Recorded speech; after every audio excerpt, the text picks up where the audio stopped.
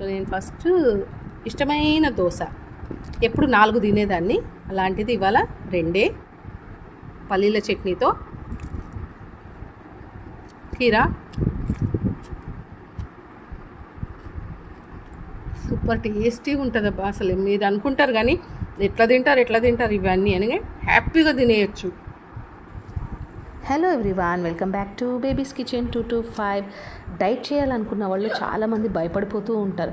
మనకి ఇష్టమైన ఫుడ్ దూరం అయిపోతుందేమో అనేసరి, మనం చేయగలుగుతామో లేదో అనేసరి. అట్లా ఏముండదు. డైట్ అంటే ఏమిటంటే మనం ఎప్పుడు తీసుకునే ఫుడ్ కంటే లిమిటెడ్గా తగ్గించి తీసుకోవడం. మరి తగ్గిస్తే ఆకలి ఎట్లా తీరుతుంది అని అనుకుంటారు. ఇప్పుడు ఫర్ ఎగ్జాంపుల్ నేను 4 దోశలు తినేదాన్ని 2 దోశలకు వచ్చిందంటే మిగతా 2 దోశలది ఎట్లా మరి సబ్స్టిట్యూట్ అంటే కీరా క్యారెట్ని దాన్ని సబ్స్టిట్యూట్ చేసుకోవచ్చు.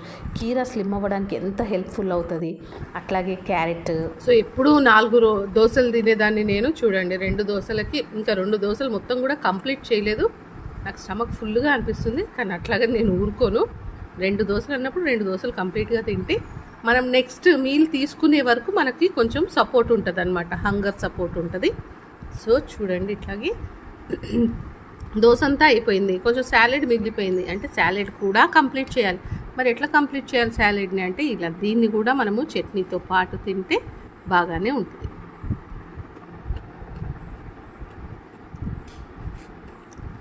చట్నీలో ఆయిల్ లేదు, పోసు వేయలేదు.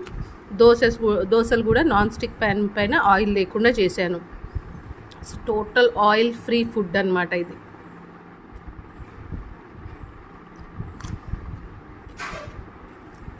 అట్లాగే చట్నీ ఎక్కువ తీసుకుందాం. ఇలాంటి డైట్ ఫుడ్ కోసము, డిఫరెంట్ వెరైటీస్ ఆఫ్ రెసిపీస్ కోసము చూడండి babies kitchen 225. Thank you for watching. So diet చేయాలి అనుకున్నప్పుడు మనకి మంచి మార్గాలు ఉంటాయి. మన డైలీ ఫుడ్ని విడవకుండా తినొచ్చు.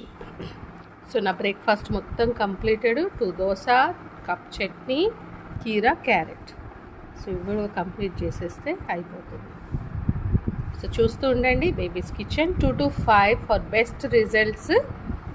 డైట్కి డైట్, నచ్చిన food, energy, home food, oil free food కోసమని.